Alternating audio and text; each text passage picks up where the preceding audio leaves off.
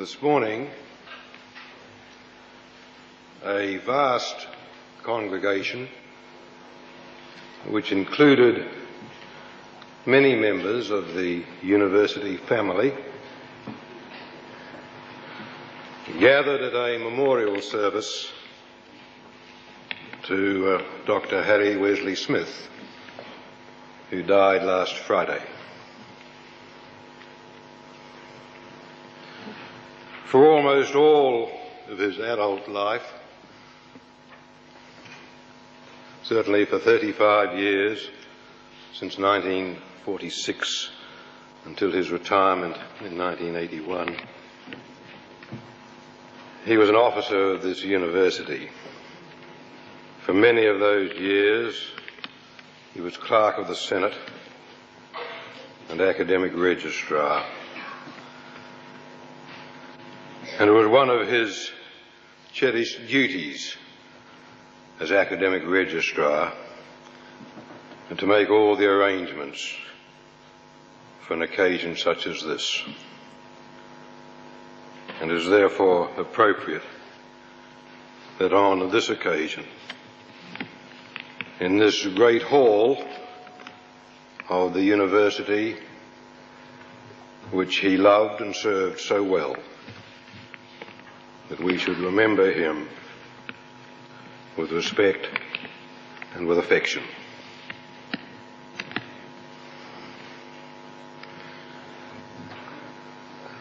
I want, in the name of the university, to extend to you all a warm welcome to this, the second ceremony of conferring degrees for this year.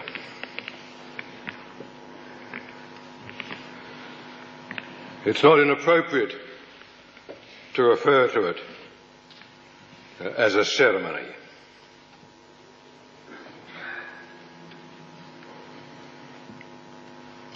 For indeed, it has a significance which may not be immediately apparent at all.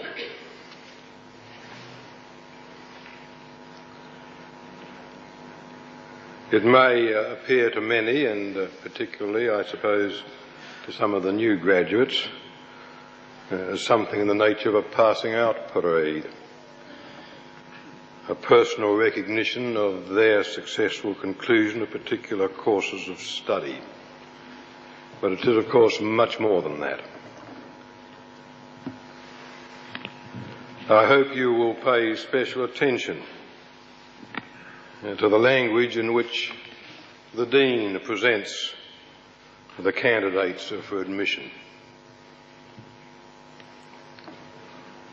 For he will certify in public to this congregation that they have fulfilled the qualifications for their various degrees. But he is not only certifying in public to this congregation. For this, the ceremony is one in which we hold out virtually to the whole world our graduates as men and women fit for the academic distinction which they hold.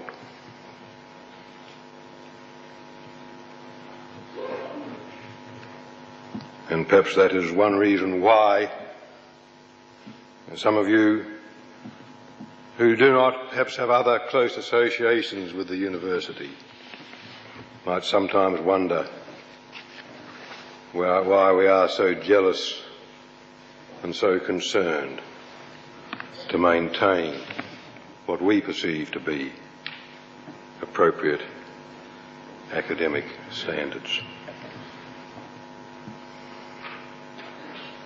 Because this is a public ceremony, the Chancellor or the Chancellor's Deputy, as part of the ceremony, is preceded by the ceremonial mace.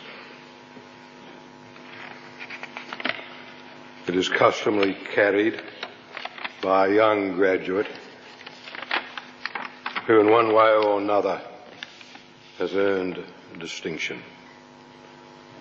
The mace bearer today is Susan Dwyer, who is to receive an honours degree in philosophy and who has been recognised as the Caltex Woman of the Year.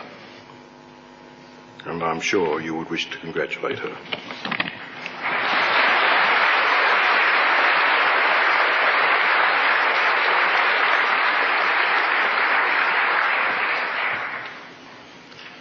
One of the most important and certainly the largest committee in the university is the Education Committee.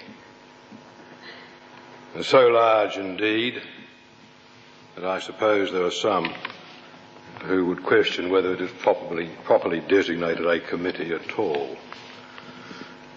But it is the academic body which is responsible to the Council for the academic management and the academic health of the university. And it follows that the person elected to the chair of that committee is one who holds an office of very high responsibility in the government of the university. It also generally falls to his lot to give the occasional address at commemoration ceremonies. And accordingly, I now invite the present incumbent, Professor Kevin Marchbanks, who holds the Chair of Education in the Faculty of Arts, to address you as Chairman of the Education Committee.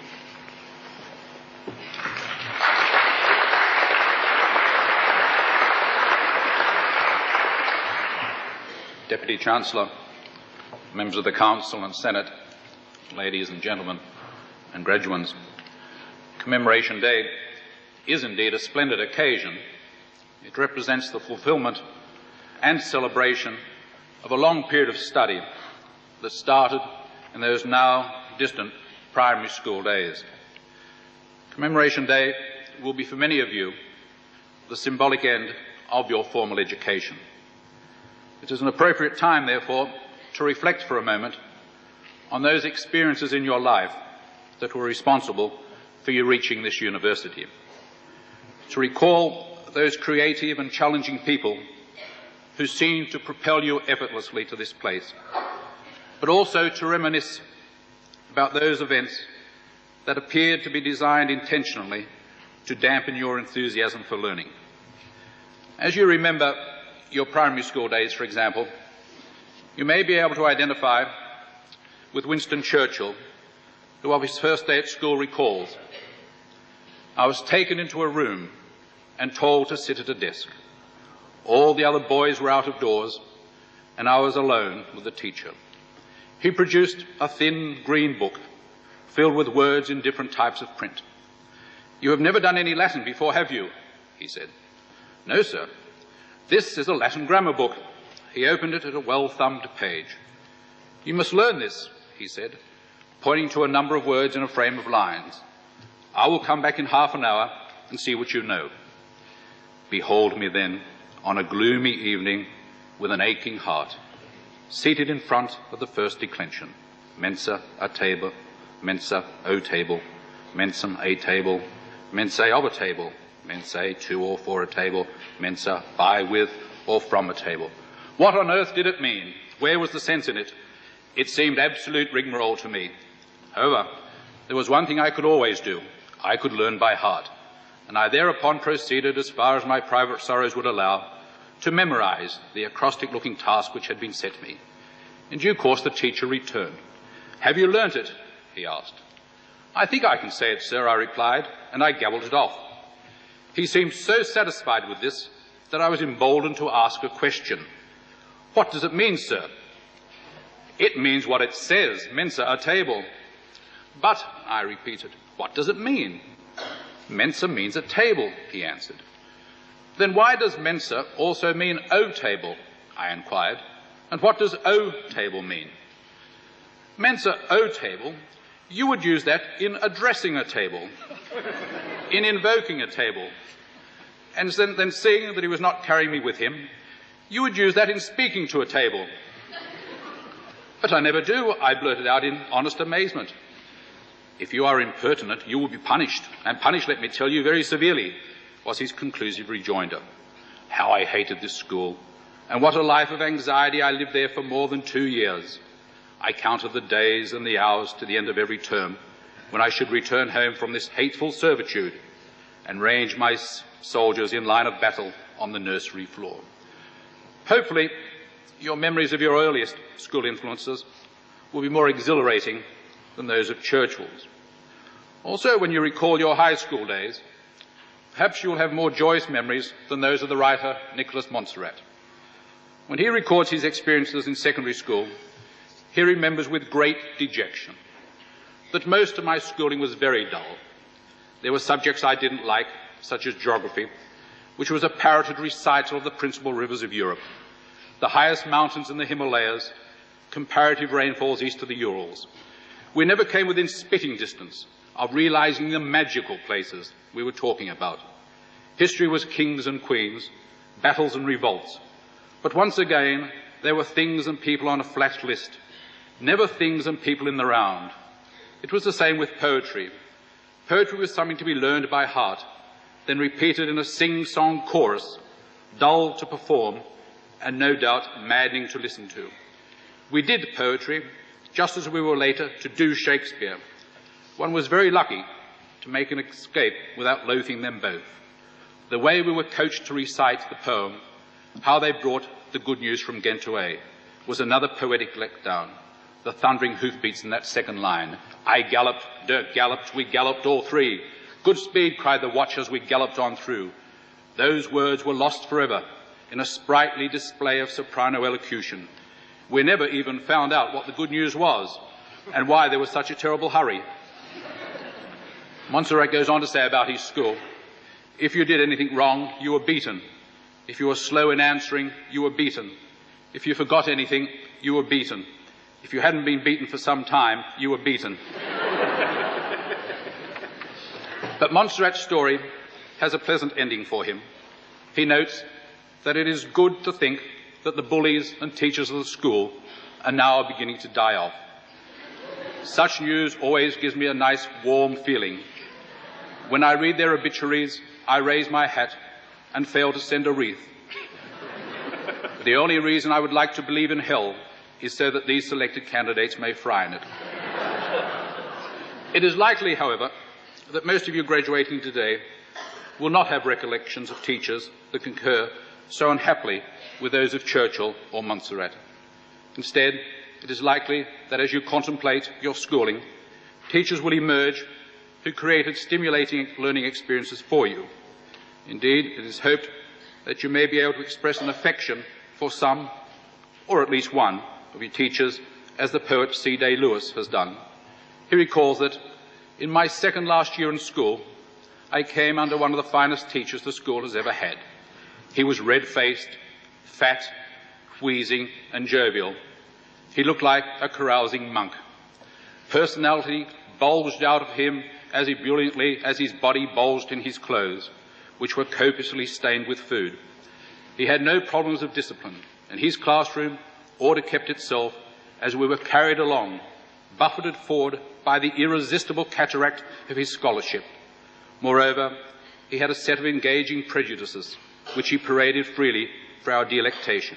He vitalized classical authors and the people in their books by criticizing or praising them as though they were alive and in the next room, which indeed to him they were. His most ferocious prejudice was deployed against those whom he conceived to be a lower order of humanity, namely scientists. When the senior science teacher entered our room, our teacher would fix him with his beady eyes, exuding an aura of non-toleration and chuckling ominously. After his unfortunate colleague had departed, our teacher would ostentatiously fan the air with his bandana handkerchief, ask someone to open a window wider, and wheeze out, "Poor little man, what a life, making smells all day." He was a supremely good teacher who made us feel that we who studied English literature were an elite. I learned from him in 1 year more than any other teacher. But above all, I remember him as the first man I ever knew who was gifted with an excess of life. And indeed, Winston Churchill was also able to express gratitude for at least one of his teachers. Of his time at Harrow, Churchill remembers of his classmates that we were considered such fools, such dunces, that we could only learn English.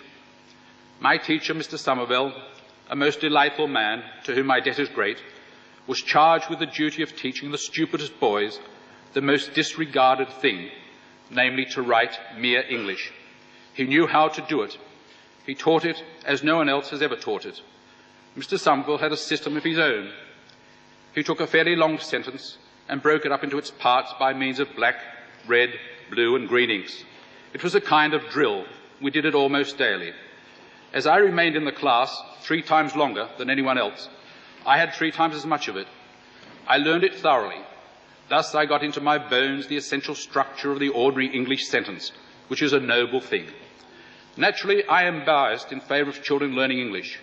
I would make them all learn English, and then I would let the clever ones learn Latin as an honour and Greek as a treat. But the only thing I would whip them for is not knowing English, and I would whip them hard for that. Many of you from this graduation ceremony will become teachers. There is thus the challenge confronting you to impassion your students so that they might remember you, as C. Day Lewis recalls his larger-than-life carousing monk, or as Churchill recollects his indebtedness to Somerville. But as you ponder on the educational experiences in your life, many of the significant influences will not be those that took place in classrooms. Some experiences will involve occasions that didn't include any particular other individual. When Rudolf Nureyev, for example, writes about growing up in Russia, he recalls that I had found, not very far from our house, a little hill, from the top of which I would watch for hours the people of Ufa going about their work. But another reason for choosing that particular vantage point was that there I dominated the Ufa railway station. I would sit there motionless for hours, watching. For several years of my life, I think I went there every day, simply watching the trains, slowly starting and getting up speed. I loved the sensation of being driven somewhere else by those wheels. I was more attached to that railway station than to school or even to home. In later years in Leningrad, before creating a role in a new ballet, I would often go to the railway station and just look, until I could feel the movement become part of me and I part of the train. That helped me somehow in my dancing, though I can't say exactly how. But for most of you, the really important influences will not be those that occurred in schools or in the neighbourhood, but they will be the experiences in your families, your relationships with your parents, your grandparents, brothers, sisters. They will be the people who come to mind most vividly as you reflect on the past.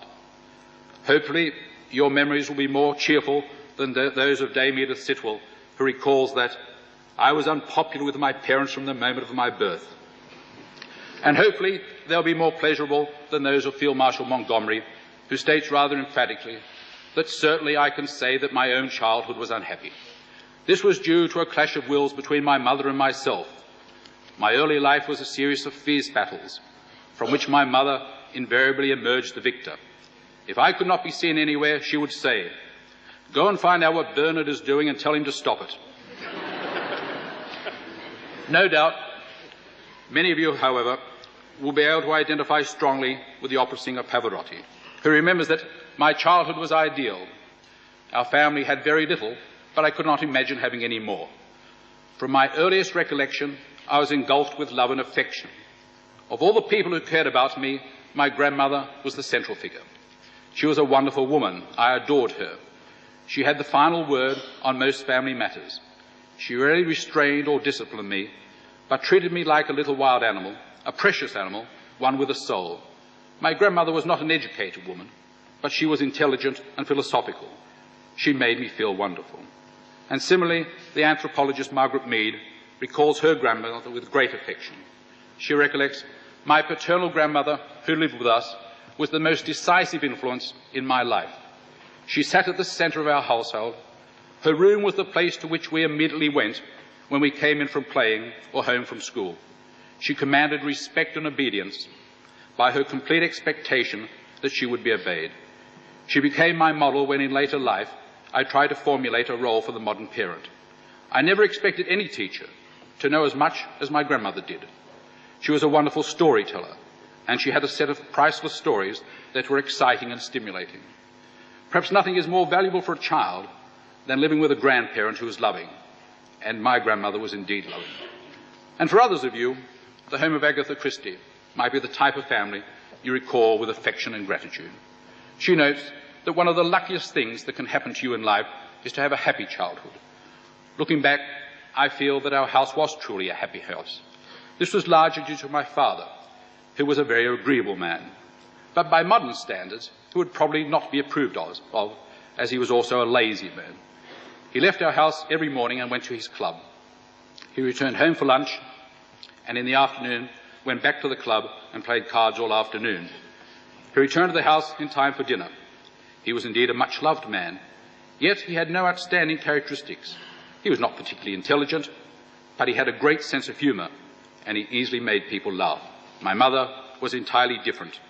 She was an enigmatic and arresting personality, more forceful than my father, startling original in her ideas. Anything she told you immediately became exciting and significant. So as you reflect on the past, on your teachers, your neighbourhood and your family, I hope that you take from those experiences and from your experiences at this university an enthusiasm and a desire to excite other people to learn. As soon-to-be graduates of this university, you will become privileged persons in Australian society. As you enjoy those privileges, it is hoped that you also accept the responsibility to create for others the educational opportunities that you have had. If you do that, then the past commitment, encouragement and understanding of those who have influenced you, and in particular of your families, will be well rewarded.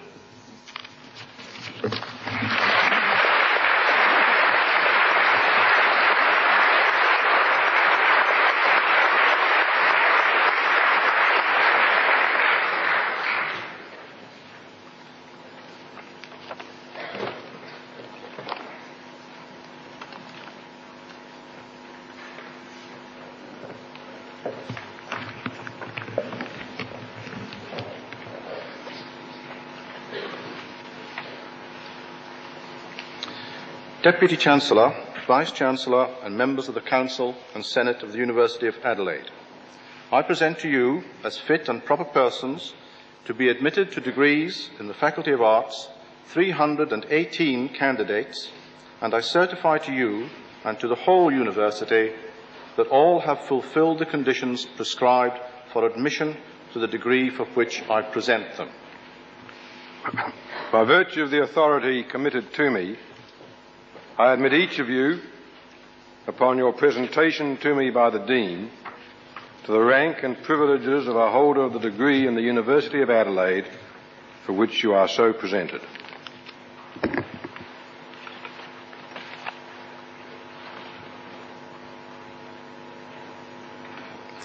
To the degree of Doctor of Philosophy, Deanne Joanne Fergie. Sabina Florence Flanagan. Julie Heath McConaughey. Mara Olikant. Peter John Otto. Michael Bernard Rowan. To the degree of Master of Education, Valerie Laidlaw. Alwyn Douglas Hall. To the degree of Master of Environmental Studies, Philip Andrew Hazel.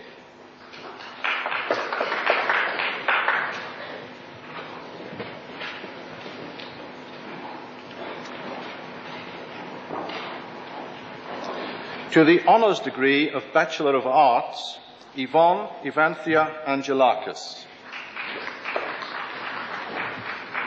David John Biggs. Mark Andrew Byrne, Stephen Lloyd Brown, Andrew John Chaltland,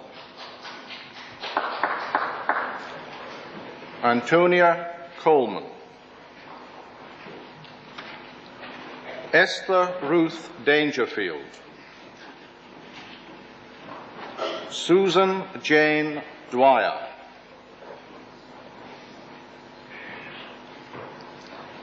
Don Fenton,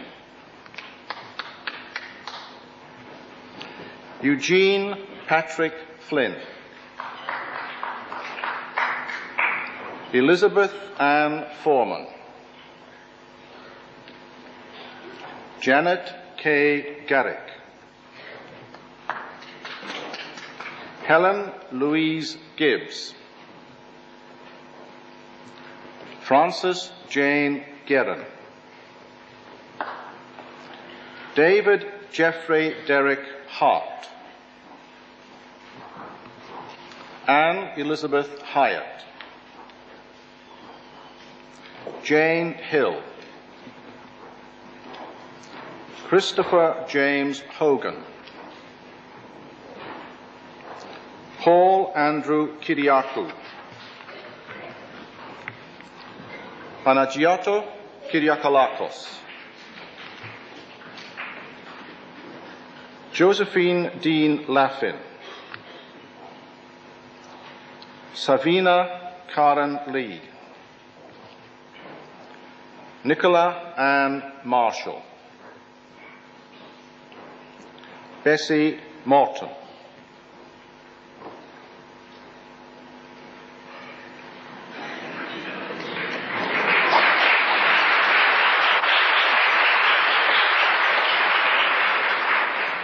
Jennifer Kathleen Mulroney, Maria Margareta Olsen Steele, David James Paul, Michelle Deborah Rust, Kerry Ann Rhodes, Michael James Roberts, Catherine Mfanwe Thomas, Teresita Mary White, Claire Woods. To the degree of Bachelor of Education, Terry Marsden Hall, Sheila Joan McCraney, Michael Damien McNamara, Ronald Desmond Seidel, Helen Margaret Slater, Brian Leslie White, Margaret Ann White, Martin Neville White. To the ordinary degree of Bachelor of Arts, Christine Elizabeth Adamson, Veronica May Arden, Sarah Louise Avey, Petra Jane Ball, Stephanie Jane Bardolph, Susan Hamilton Barr, Mary Madeline Batley, Damien Paul Bean, James Philip Winspear Beattie, Anthony Lee Bennett Dick Reed, Donald McCrae Bentley, Ian Ross Bidmead, Anthony John Binion, Aniko Bergden, Jane Susan Blevin, Rosemary Constance Bode, Constantina Boravos, Judith Ann Bowden, Bruce Brazenall, Sarah Ann Vivienne Bridge, Christina Angela Brogiato, Uldis Werners Bruns, Sarah Jane Byrne, Paul Kaker, Linda Ray Callanan, George Calvert, Mirella Antonia Rosa Canciani, Jennifer Ann Castles, Leanne Helen Kavanagh, Janine Chesnick, Linda Annette Chamberlain, Christine Helen Chapman, Philip Chittleborough, Lai Ha Chu, Anna Rita Siniglia, Victoria Louise Clark,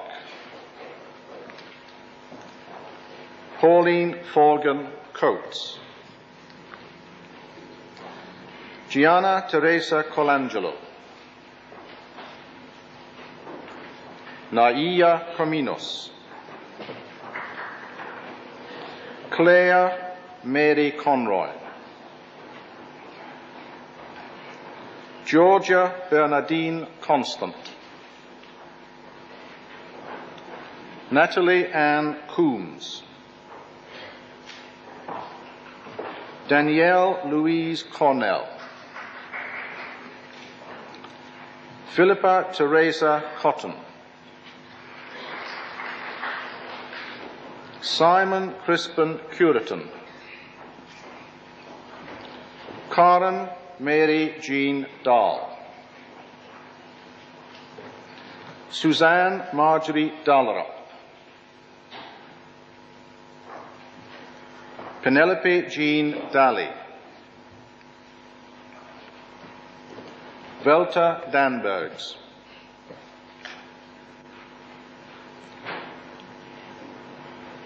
Alison Ruth David, Andrea Mary Louise David,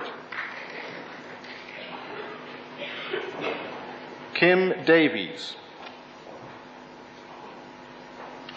Barbara Esme Daw,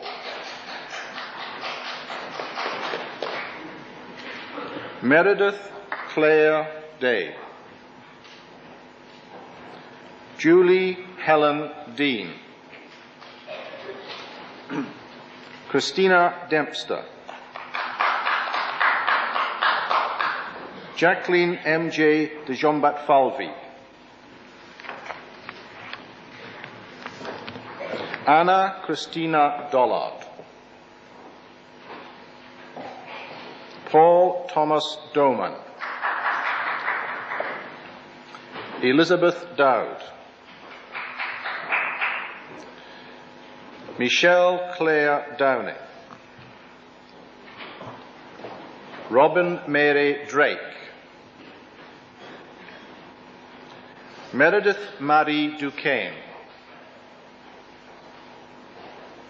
Mary Lee Dukalskis,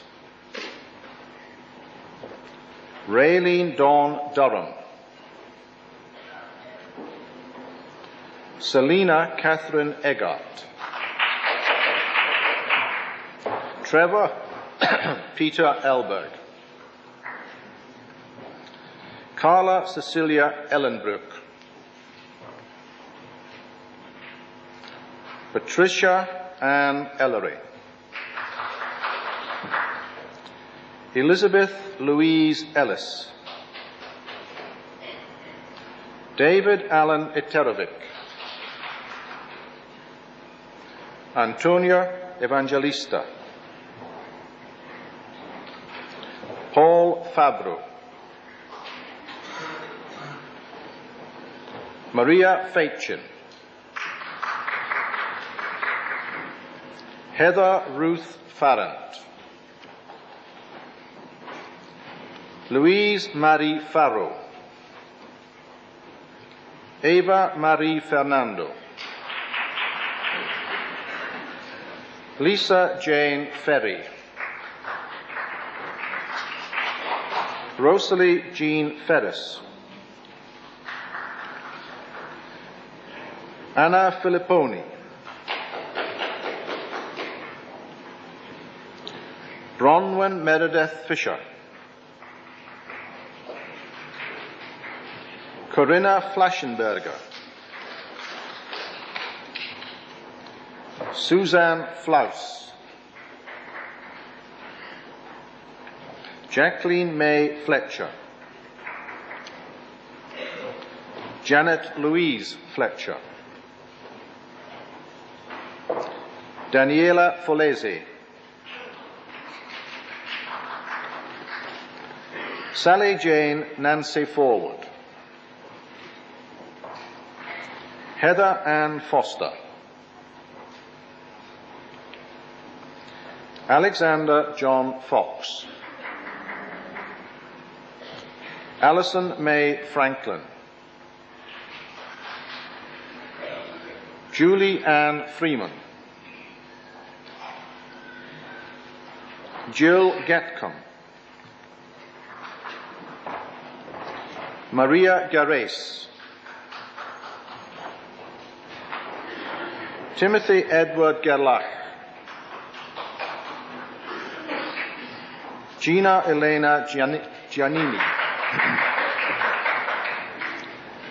Michelle Louise Gibson, Monique Ingrid Gillison, Glenda May Gordon, Gianula Gusias, Robert Andrew Grant, Elizabeth Ann Green, Sally Jane Keats Green, Joanna Claire Greet, Jane Louise Guerin,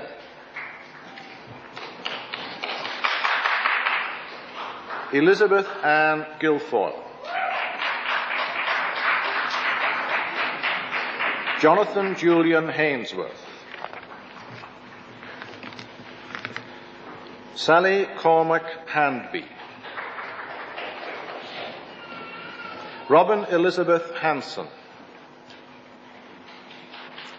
Michelle Faye Hargraves, Teresa Ann Harriott, Clayton David Harrison, Jennifer Margot Harvey, Christine Ann Hawkins, Susan Ann Hawkins, Lynn Therese Hayter, Jeffrey Gordon Heaslip, Christine Patricia Henderson, Michael James Hennessy,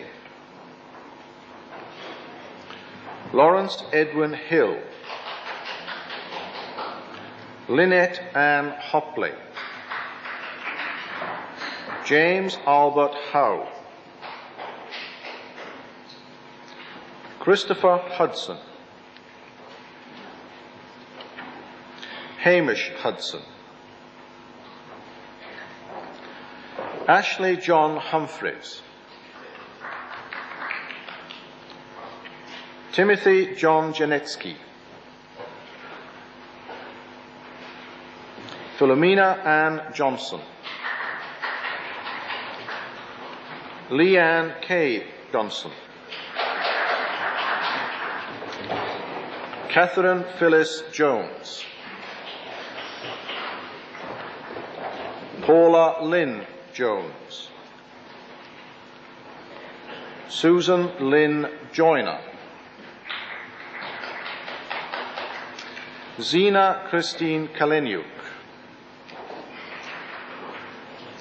Mark Andrew Karutz. Bryony Laura Kerens. Michelle Lorraine Kingdon. Deborah Ann Kingsbury. Ailey Jane Kirkham. Peter Costa.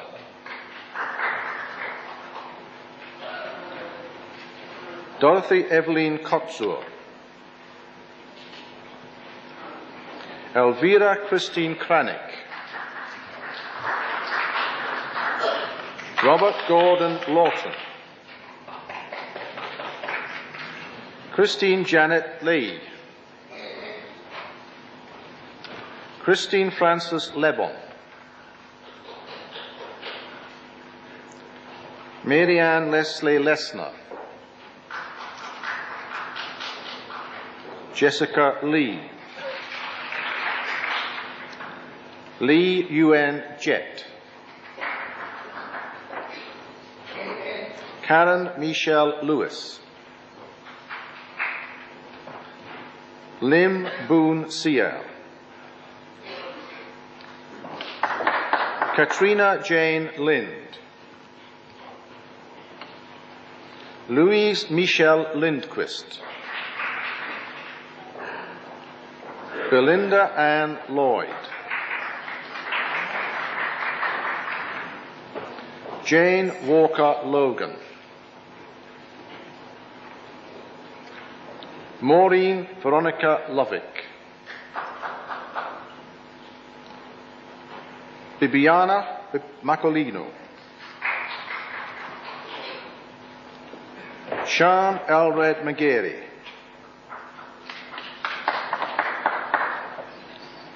Joseph Magliaro. Carolyn Winifred Mann. Margaret Ann Mann.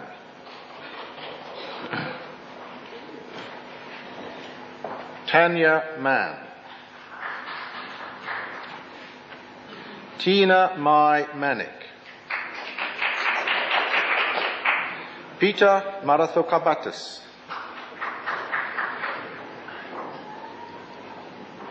Jane Marshall. Anna Mavromihalis.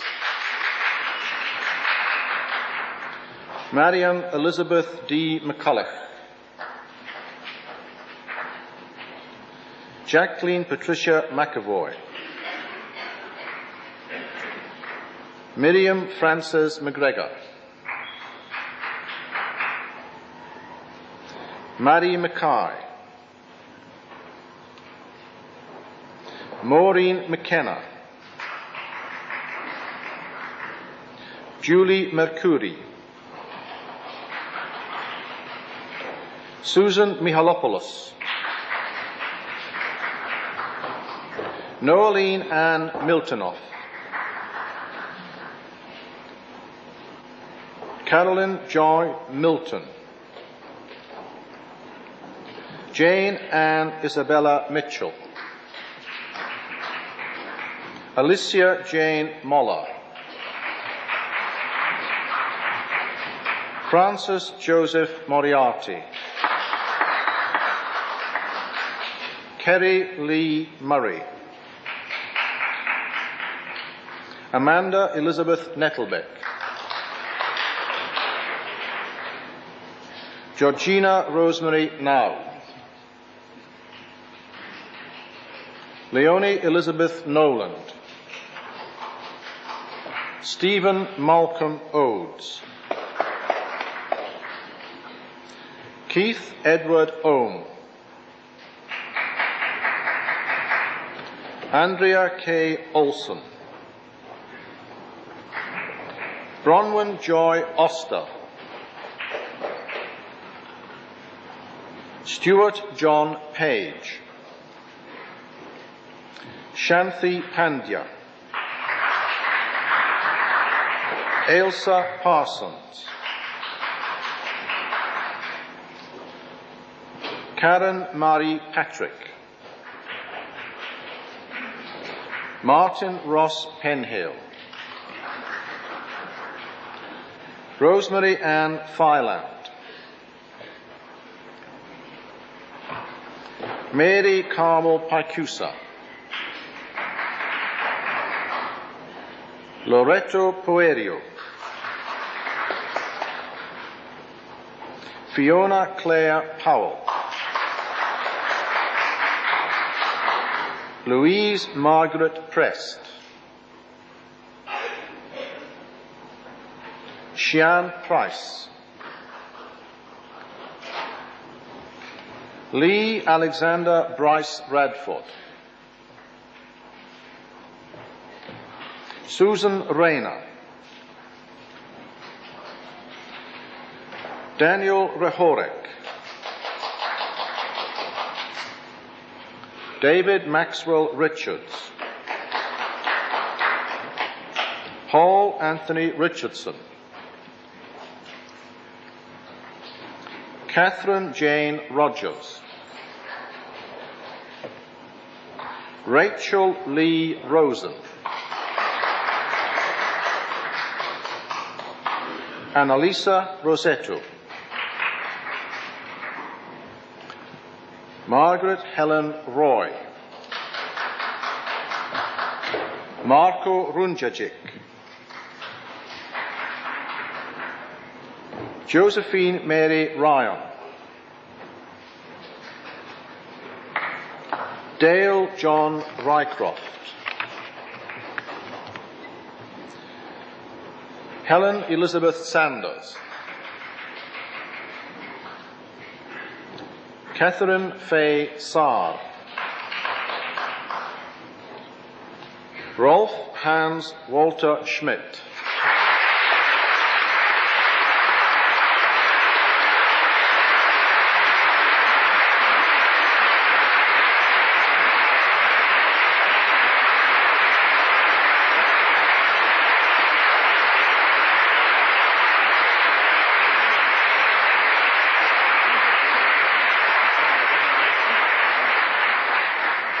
Wendy Frances Schofield. Suzanne Julie Schultz. Kevin James Seal. Susan Mary Seal. Andrew Berry Seafried. Madeline Ann Seidel. Jennifer Avis Shiat. Julian Sierra Ballester. Lynn Sickick. Angela May Sims. Diane K. Slipper. Julie Ann Smith. Dorothea Suvertius. Nicholas Craig Scott Sperling. David MacDonald Steele. Michael Andrew Steen. Simon Peter Stevens. Sharon Marie Stinson. Andrew David Stone. Paula Deanne Sweet. Karen Patricia Tam. Elizabeth Margaret Tattersall. Pauline Virginia Taylor. David Michael Teeley. Jennifer Ann Thomas. Peter Robert Thomas. James Thompson. Mia Elizabeth Thurgate. Susan Margaret Tickner. Mark Vincent Tiggerman. Tran Bin Dong. Tran Van Tai. Ruth Treneri. Gregory John Trendgrove. Lee Ann Marie Trudinger. Demeter Tsunis. Roseanne June Tucker. Susan Turner. Janet Elizabeth Mills Tye.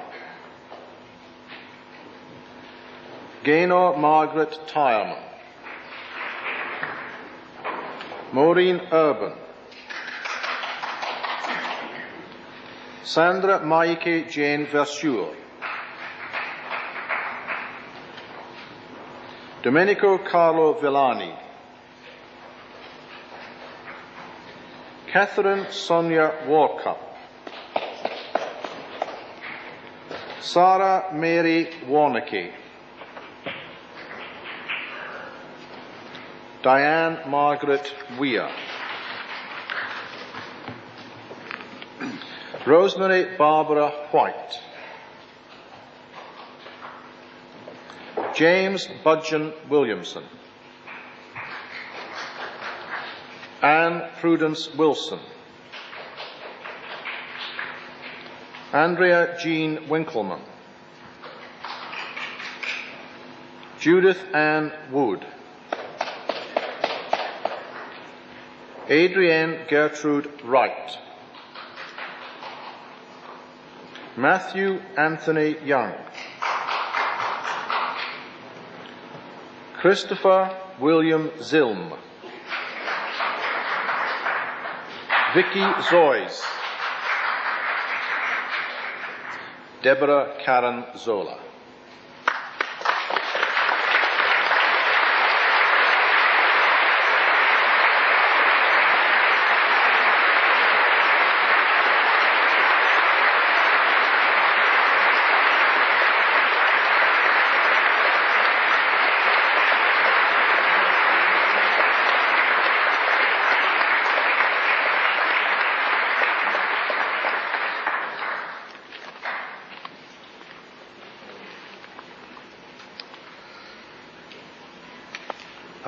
I hold certificates from the Dean of the Faculty of Arts recommending in their absence 125 candidates for admission to degrees and certifying that all have fulfilled the conditions prescribed for admission to those degrees.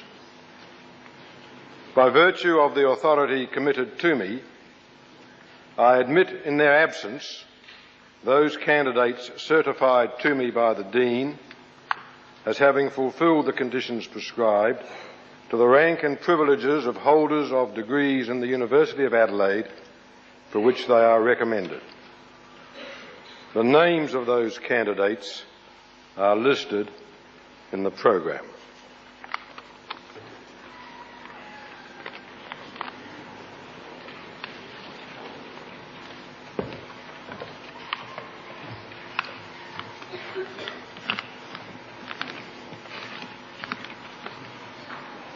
It only remains for me, on behalf of the University, to congratulate all those who have taken degrees today,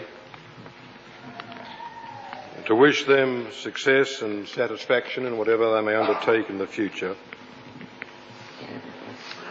and in particular to welcome those who have taken first degrees as graduate members of the University.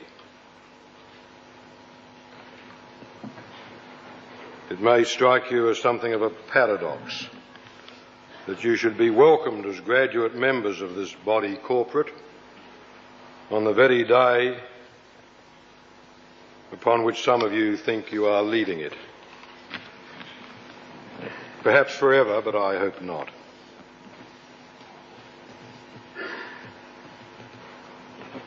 You will find with the certificate of your degree, which has been presented to you in the envelopes, a reference to the Alumni Association. I hope you will join it.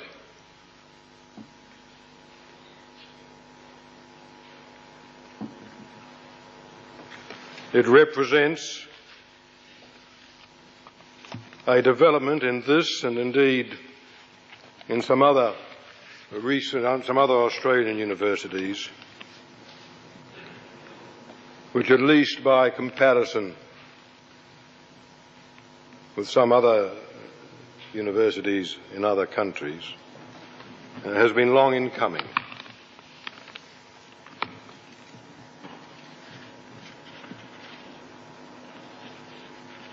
It serves a number of purposes which are thought to be useful.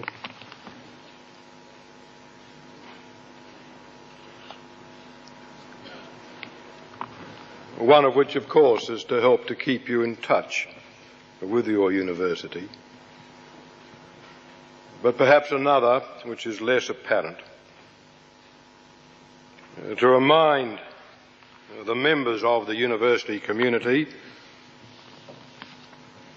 for graduates should never forget that that's what they are, that they do have some role and responsibility to represent the university and the community at large. And there is reason to believe that it needs representation, because we live in times in which many institutions are being questioned, when many, it's being suggested that many, including universities, ought to change direction in this or that way, and in which there is not always a very clear perception of the real role and purpose of a university in the community.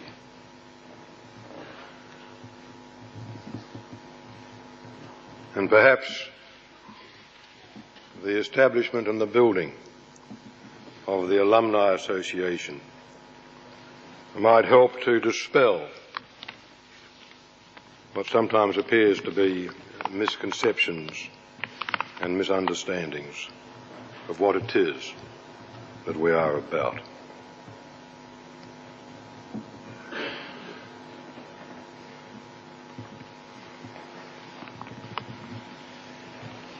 And our graduates can help to dispel those clouds, even though they themselves might be critical and fairly critical of some of the experiences that they have encountered in this place. But I hope that whatever other sentiments they have on a day such as this, they will remember, and I address myself in particular to the new graduates, that the members of their own immediate families, upon whom most, if not all, have been dependent for support at some time and in one way or another take a justifiable pride in your achievements.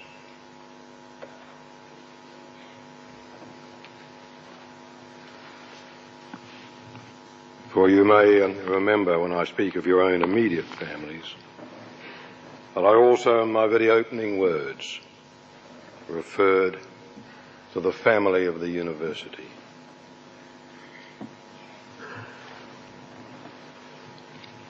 And it is no shameful thing to cultivate and develop a sense of family.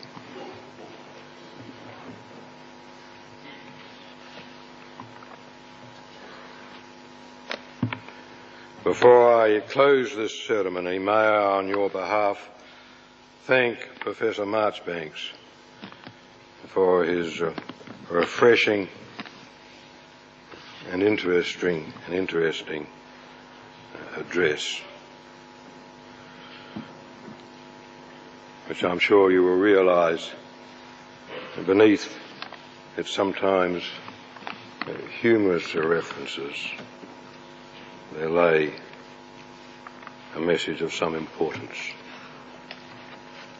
And in closing the ceremony, I extend an invitation to all graduates and visitors and members of the university community to afternoon tea in the upper refectory of the University Union. In deference to a classical tradition which alas is waning, I close this convocation in Latin. Hanc congregationem dissolvemus.